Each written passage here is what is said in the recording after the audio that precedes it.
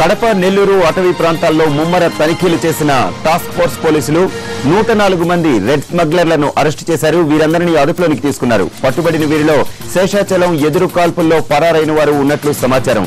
నిందితులను ప్రశ్నించేందుకు Kadapa task force పోలీసులు నెల్లూరు పోలీసుల సాయం తీసుకుంటున్నట్టు తెలుస్తోంది. ఎర్రచందనం కూలీల అరెస్టుకు సంబంధించిన మరిన్ని డీటెయిల్స్ మా కడప ప్రతినిధి లక్ష్మీనాథ్ అడిగి తెలుసుకుందాం. లక్ష్మీనాథ్, చెప్పండి, పోలీసులు ఎంతమంది కూలీలను అదుపులోనికి తీసుకున్నారు? వీరిలో ఎవరెవరు ఉన్నారు? వరప్రసాద్, శేషాచలం ప్రాంతంలో అదే శ్రీవారిమెట్టు ప్రాంతంలో ఎన్కౌంటర్ జరిగిన తర్వాత నుంచి కూడా వెల్లువెత్తిన నిరసనలు ఆరోపణల నేపథ్యంలో ఎర్రచందనం స్మగ్లర్లను, ముఖ్యంగా తమిళ కూలీలను, తమిళ స్మగ్లర్ల ఏరివేత కార్యక్రమం ముమ్మరంగా కొనసాగుతుందని చెప్పవచ్చు.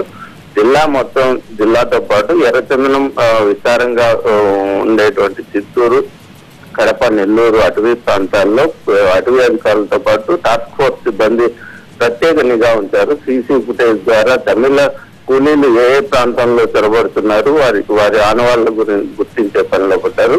ఈ నిన్నటి నుంచి బద్వేలు, నెల్లూరు సరిహద్దు ప్రాంతాలు, కడప జిల్లా సంబంధించి అటవీ ప్రాంతాన్ని సరిహద్దు ప్రాంతాల్లో, నెల్లూరు జిల్లాకు సంబంధించిన ప్రాంతాల్లో కూడా నిన్నటి నుంచి 8 టాస్క్ ఫోర్స్ బృందాలు ప్రత్యేకంగా గాలింపు చర్యలు చేపట్టాయి. అలాగే రాజంపేట, కడప ఏదైతే శేషాచలం అటవీ ప్రాంతంలో ఎన్కౌంటర్ జరిగిందో అటువైపు నుంచి ఇటువైపు వచ్చేందుకు వీలున్న ప్రాంతాలను కూడా ముఖ్యంగా నిఘా ఉంచారు.